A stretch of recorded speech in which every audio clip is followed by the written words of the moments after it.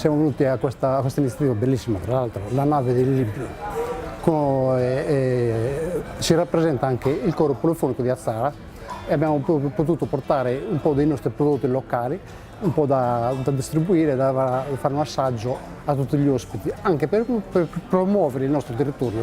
Noi facciamo ogni anno ad Azzara una rappresentanza di libri, quindi siamo già un po' esperti, si chiama Libros in Verano, che sarebbe libri in primavera. E praticamente il sabato di ogni fine settimana oppure la domenica, dipende come capita, presentiamo una volta nel museo, oppure una volta in biblioteca, oppure una volta nel museo del contadino, diciamo nel museo del vino.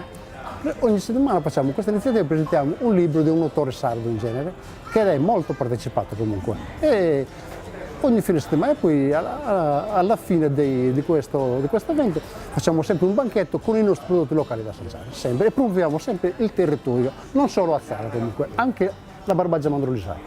Barcellona poi è stata un po' una scelta obbligata perché capitava questo evento, c'è stato questo invito che noi chiaramente non potevamo rispondere di no, e ci ha fatto molto piacere, tra l'altro Regione Sardegna e Comune di Azzara, insomma. Ci hanno scelto e un po' di orgoglio c'è. Femmina bella banda fontana,